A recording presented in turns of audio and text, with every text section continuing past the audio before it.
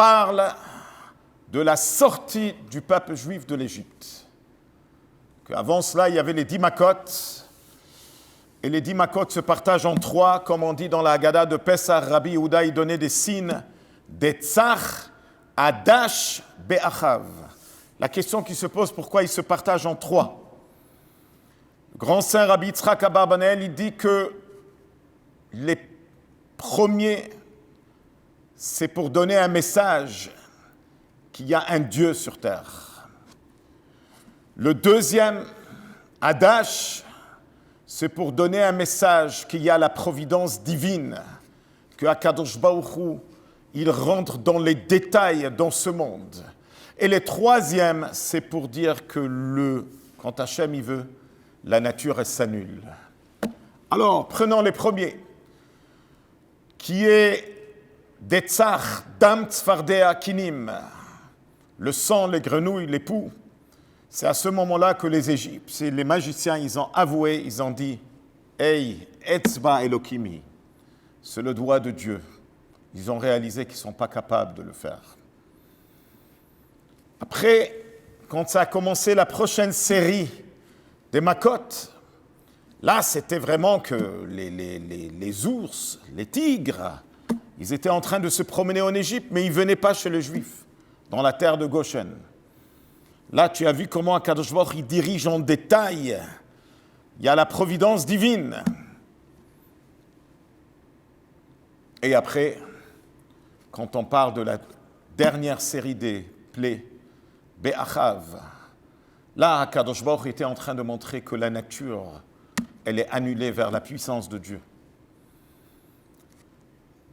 Dans la grêle, c'était le feu et l'eau ensemble. Dans l'obscurité qui est dans la paracha de cette semaine, le soleil a arrêté de fonctionner. Tout ça pour nous montrer que la nature elle s'annule vers Dieu. Ce Shabbat, c'est un Shabbat très très particulier parce que c'est la Hiloula du grand saint. Le grand saint Rabbi Yosef Yitzhak Schneerson, le 6e rabbi de Chabad, qui a été 7 fois en prison en Russie, qui s'est battu contre le communisme, qui a enfermé les synagogues et les écoles juives et les mikvaot, et qui a ouvert des centaines de synagogues souterraines. Et Baruch Hashem, il a eu un grand miracle, que même quand ils l'ont mis en prison, ils l'ont condamné à mort. Baruch Hashem, il a eu un grand miracle, il a été libéré. Et après, il est arrivé jusqu'à New York, les dernières 10 années. En 1950, il a quitté ce monde. C'est 71 ans de Saïloula. Zchuto yagen aleinu v'al kol am Israël. Deuxième étape de ce Shabbat, Yud Shvat, c'est le moment que le Rabbi l'a remplacé, où le Rabbi a pris le leadership en main. Et là, nous voyons quelque chose d'extraordinaire, où ce Shabbat, on doit s'inspirer de notre cher grand Rabbi qui a pensé, qui s'inquiète à chaque Juif et qui continue, puisque les tzadikim sont toujours présents, toujours actuels, comme c'est marqué que les tzadikim, ils sont toujours vivants, même quand il y a un départ physique.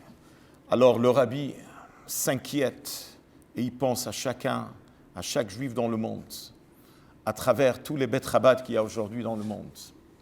Je voudrais partager avec vous une histoire. Et si vous pouvez le dire, cette histoire à la table de Shabbat, racontez à votre famille, allumez une bougie avant Shabbat pour ce grand tzaddik Rabbi Yosef Yitzhak Schneerson et s'inspirer ce Shabbat et prendre sur soi-même des grandes résolutions de continuer dans ce chemin que le Rabbi nous a tracé. Dans son premier discours, le Rabbi a remplacé son beau-père, mais officiellement, ça a pris toute une année jusqu'à qu'il a vraiment accepté le leadership. C'est pour cela que cette année, c'est très très spécial, très particulier, parce que c'est 71 ans de la Hiloula, mais 70 ans que le Rabbi a pris officiellement le leadership, où il a dit son premier Mahamar de Chassidut Bati Legani, où là-bas il parle d'une mission très très particulière qui est la 7e génération, parce que le Rabbi Shneur Zalman était la première génération de la Chassidut Chabad, et le Rabbi, quand il a remplacé, c'est là où il est devenu la 7e génération.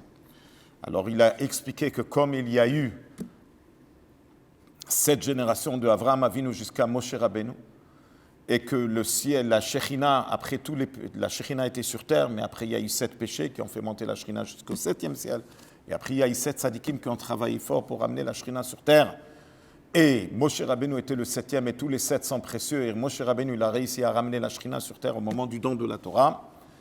C'est ce qui dit le pasuk Bati legani achoti kala, que Dieu dit je suis retourné dans mon endroit principal où j'étais déjà là. Eh bien c'est pareil, le rabbi il a dit avec beaucoup de larmes, avec beaucoup de pleurs, avec beaucoup des émotions. Il a dit que notre génération, elle a une mission sur terre. Il a carrément dévoilé un grand secret que la Shekhinah, elle est déjà dans le premier ciel et maintenant c'est la dernière génération qui doit carrément amener la Shekhinah dans ce monde matériel. Et on voit bien le grand travail que le Rabbi a fait dans le monde. C'est comment on amène la Shekhinah dans ce monde. C'est quand on ouvre des centres de Torah et de Tfila partout dans le monde. Comme aujourd'hui, qu'il y a 5300 émissaires du Rabbi dans chaque coin du monde. Alors, quand on sait que c'est ça notre mission, on ne devient pas découragé, chas v'shalom, de tout ce qui nous entoure, de tous les problèmes qu'il y a aujourd'hui. On n'est pas impressionné du confinement, on sait qu'on a une mission sur Terre et on se trouve au point final. Alors quand on se trouve au point final, le monde entier il est en train de bouillir, le monde entier est en train de traverser des moments qui sont jamais vus, ce qu'on est en train de traverser. Il faut savoir que nous, on est en train d'avancer vers la délivrance. Alors ce que je voudrais partager avec vous, une histoire que vous pouvez, Be'ezrat Hashem, si vous pouvez le partager à la table de Shabbat. Il y avait un rabbin, très connu, qui est aujourd'hui le rabbin Lipsker à Baal Harbour, qui a construit un centre merveilleux que beaucoup parmi vous connaissent. À présent, il est en train de construire un centre, il est en train d'agrandir à 30 millions de dollars. Et quand il est parti voir un millionnaire, il lui a dit s'il veut donner de l'argent pour ce centre et mettre son nom, il lui a dit non. Mais après, ce rabbin, il a expliqué, mais pourquoi je lui ai proposé son nom? Je vais lui proposer le nom du rabbi. Il est revenu chez ce millionnaire, il lui a dit, est-ce que vous voulez qu'on mette le nom du rabbi sur ce millionnaire a dit tout de suite, bien sûr. Alors, dans sa première année, quand il est arrivé en Shlichut à Baal Harbour, il y avait une fille qui s'est approchée. Et cette fille, elle est Baruch Hashem, elle est devenue pratiquante. Elle venait d'une famille divorcée. En tout cas, comme le rabbi l'a installé, qu'il faut tout envoyer. Tout ce qu'on fait, il faut envoyer un rapport au rabbi. Donc il a envoyé un rapport au rabbi.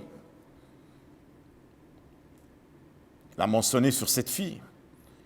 Le rabbi a répondu sur son rapport de vérifier si la maman a reçu un divorce correct selon la loi de la Torah. Ce rabbin, tout de suite, il a essayé de contacter. Bon, elle était quelque part dans le monde, il n'arrivait pas à la trouver. Il a oublié. Un an est passé, il est venu à New York. Il vient avec un rapport extraordinaire, et c'était à l'époque qu'on pouvait encore rentrer dans le bureau du rabbi. Il rentre avec sa femme, il est tout excité à donner ce rapport avec toutes ces activités qu'il est en train de faire. Le rabbi se retourne vers lui et il lui demande qu'est-ce qui se passe avec la maman de cette fille au sujet de son divorce. Waouh! Là, il a eu un choc, parce que pour lui, il était en train de donner un rapport extraordinaire. Mais le rabbi, il a vu devant lui un leader qui tient le monde entier sur ses épaules. Et en même temps, il s'inquiète pour l'individu. Il n'a pas oublié cette dame qui a été écrite il y a 1 an. En sortant, il a tout de suite contacté. Et là, après l'enquête qu'il a fait, il a trouvé qu'elle a eu un divorce réforme. Et bien sûr qu'il s'est arrangé qu'elle ait un divorce selon la halakha. Une autre histoire que je voudrais partager avec vous, c'est arrivé avec le rabbin Heifer, le directeur de la grande école de Beit Rivka. Il est décédé juste l'année dernière, autour de la fête de Pessah. Et il était en train de construire une école de Beit Rivka pour 1000 filles. Il était tout excité pour venir d'Israël chez le rabbi pour présenter les plans de construction. Il rentre chez le rabbi, il présente les plans. Il s'attendait que... Et là, il a eu le choc de sa vie. Il y a une fille qui a écrit au rabbi que elle a décidé, ou c'est elle qui a écrit, ou on a écrit sur elle, qu'elle a décidé de quitter l'école. Et elle est partie dans une école qui est moins religieuse. Il est devant le rabbi lui demande qu'est-ce qui se passe avec cette fille. Il allait s'évanouir. Il a dit, lui, il a mené un plan pour construire pour 1000 filles. Il est tout excité. Et le rabbi, il a mis les plans du côté, comme s'il n'est pas intéressé. Qu'est-ce qui se passe avec cette fille? Waouh! Il est sorti. Et il a appelé sa secrétaire, il a dit, trouve-moi le téléphone de cette fille. Et il l'a appelé. Il lui a dit, tu ne vas pas le croire. Le rabbi assis à Brooklyn, New York, il est en train de diriger le monde entier, mais il a une seule inquiétude dans ce monde. Pourquoi tu as quitté cette école et tu es parti dans une école moins religieuse? C'est son seule inquiétude. Cette fille, elle était tout émue que le rabbi s'inquiète et bien sûr qu'elle est retournée à Beit Rivka. Aujourd'hui, cette fille, c'est une grande-mère et Baruch Hashem, elle a des enfants, elle a des petits-enfants. Ils sont tous dans le chemin de la Torah et Mitzvot. Tout cela grâce à ce grand rabbi assis à Brooklyn, New York, dirige le monde entier, mais en même temps s'inquiète pour l'individu. Quelle grande leçon pour nous quand on va célébrer cette grande date de Yud Shvat qui tombe cette année Shabbat. C'est pas souvent que ça tombe Shabbat. On doit s'inspirer du rabbi, ne pas oublier personne. Chacun et chacune, chaque enfant est un diamant, chaque juif est un diamant. Et on doit regarder toujours avec un bon œil et s'occuper, s'inquiéter de chacun et chacune. Et c'est comme ça qu'on va, Be'ezrat Hashem, mériter la Géoula ha'amitit ve'hashlema, où la Shekhinah, elle va vraiment descendre sur terre. Ça va se réaliser la vision que le rabbi a eue exactement il y a 70 ans. C'est une vision qui est en train de se réaliser devant nos yeux. La Shekhinah, la présence divine, est en train de descendre sur terre.